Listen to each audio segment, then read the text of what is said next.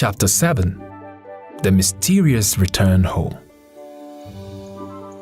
The night was cold and long. "I promise that I will never go anywhere alone," Mimi spoke. Hoppy and Swayingi only nodded their heads doubtfully. They knew that if the opportunity arose, Mimi would get them in trouble again.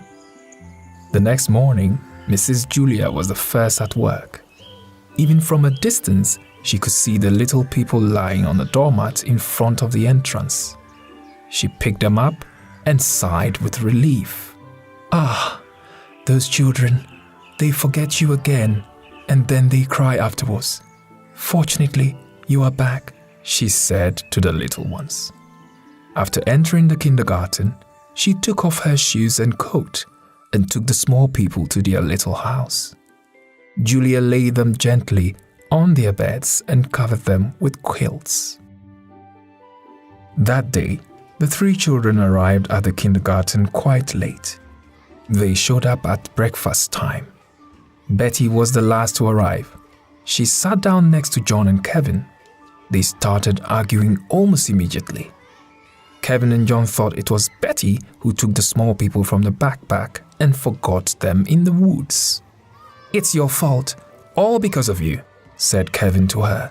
"We'll never find them in the forest again," added John. "And I'll eat them for sure." Betty began to defend herself. "I've already told you. I did not take them out of the bag. They must have fallen out." She was so sad that she did not want to eat anything. She just sat with her head down. Tears began to flow down her cheeks. The boys didn't want to eat either. Mrs. Julia heard their conversation and reacted immediately. "Don't worry, I found them after all. When I came in the morning, they were already at the door." "Really?" the boys shouted almost at the same time and jumped up from their chairs. Julia stopped them. "Yes, they are at home, but you must have breakfast first." The little friends looked at each other with joy. The appetite and good mood returned immediately.